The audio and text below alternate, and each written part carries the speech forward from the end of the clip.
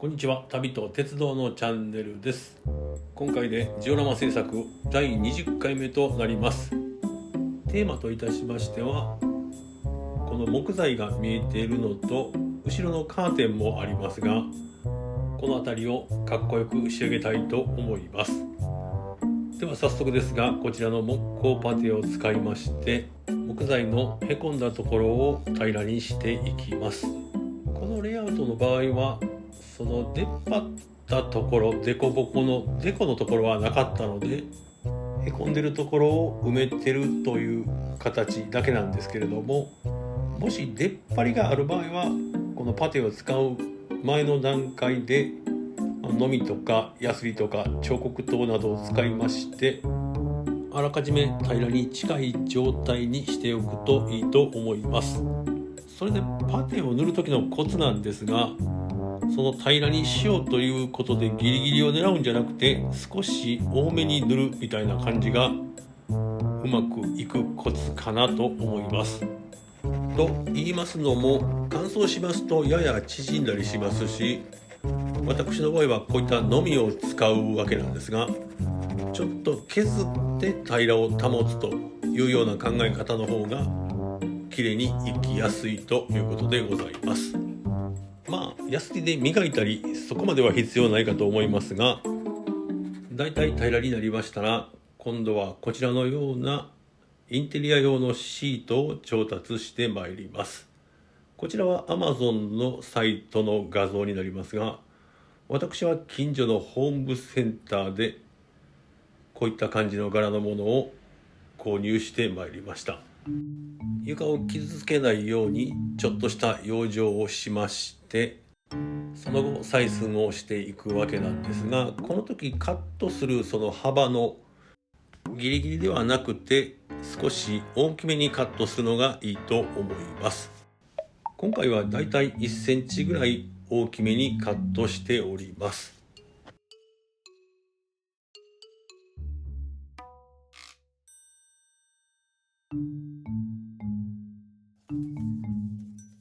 次にカットしたのを貼り付けていきます。このタイプは台紙を剥がしますと裏がシール状になっていますので、そのまま普通に貼っていきます。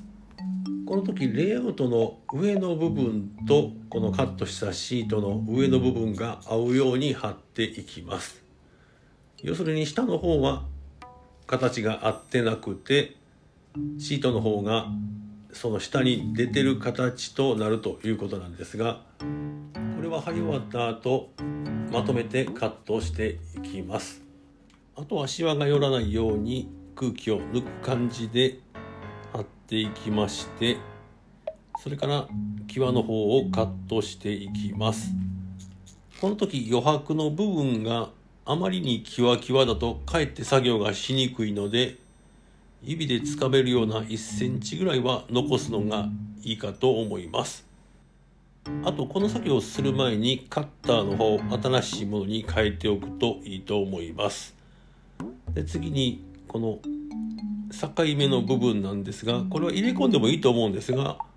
私の場合はこの中心で切って余ったものを捨てるような感じにしております。それから下の方をまとめてカットしていきます。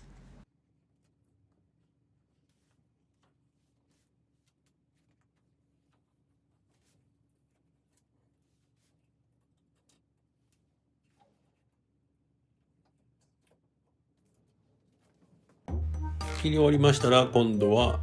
シールの接着力だけではちょっと心もとないので、補強に木工用ボンドを塗って、それからシワを伸ばすような形で貼り付けていきまして、これを全面全体と側面も全て貼り終わりましたら出来上がりとなります。裏の方はちょっとどうするか考えておりますが、一応シートの資材としては確保しております。ということでちょっとシワが残っておりますが、こんな風になりました。次に皮のこういうところですね。これをどうするか。本当はね、やらない方がまとまりはいいと思うんですが、なぜかここの皮の形を強調したくなってついついやってしまうんですね。というのも、この皮はレジンを流して作るんですが、流すときは液体なんですが、固まりますと固体になります。その時性質上、端の部分が盛り上がるというのがありまして、その盛り上がった部分を削るんですが、そもそもそこがうまく削れないというのがあります。なので、この深さを強調したいがためにこれをやりますと、かえって粗が目立つということになろうかと思いますので、おすすめではありませんが、やるとしたなら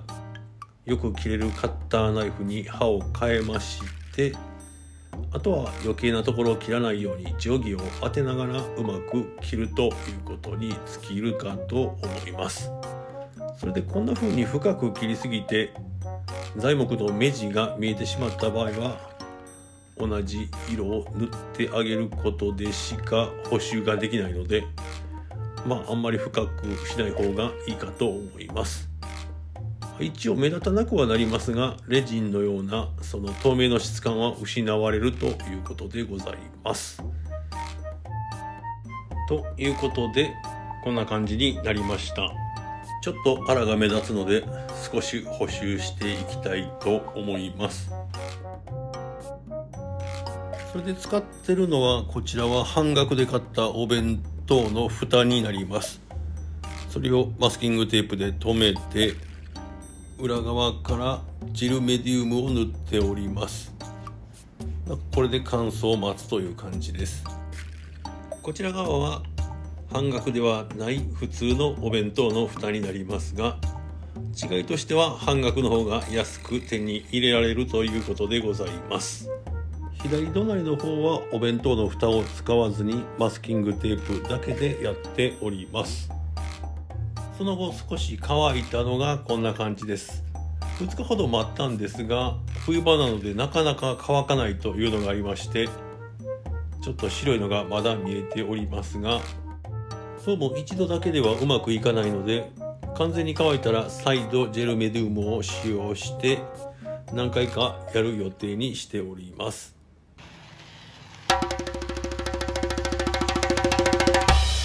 チャンネル登録よろしく。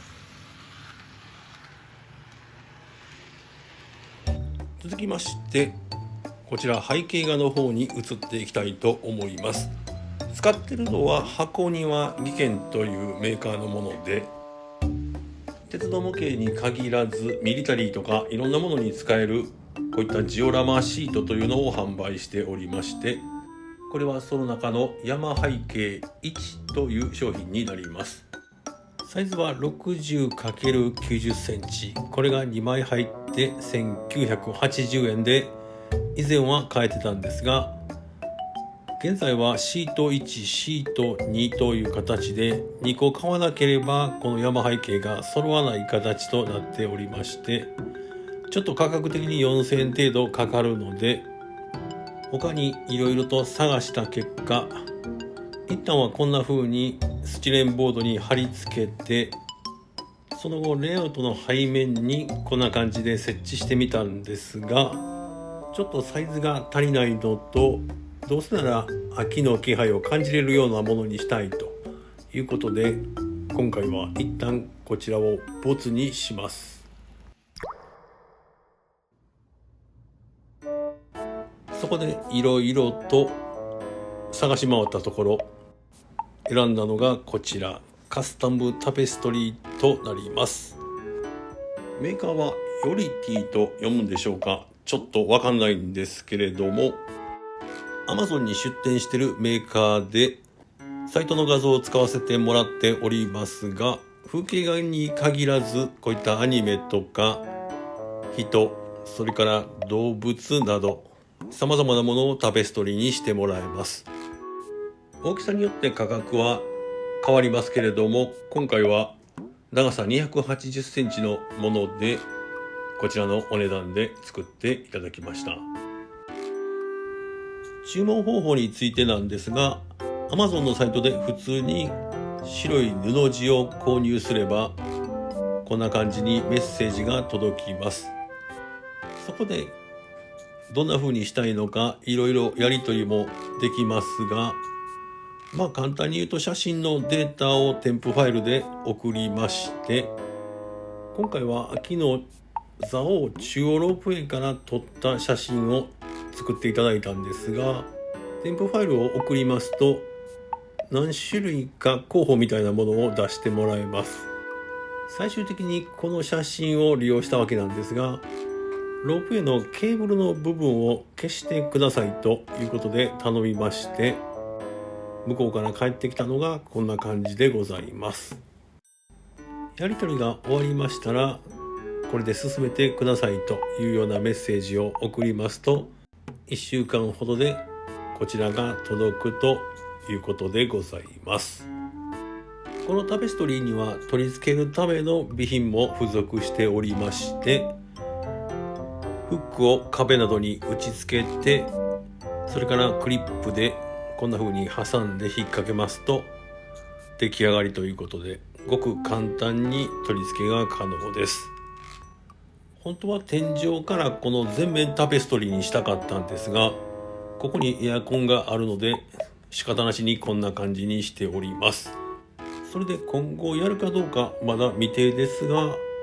どうせならこの3方向すべてこのタペストリーで囲ってしまえないかと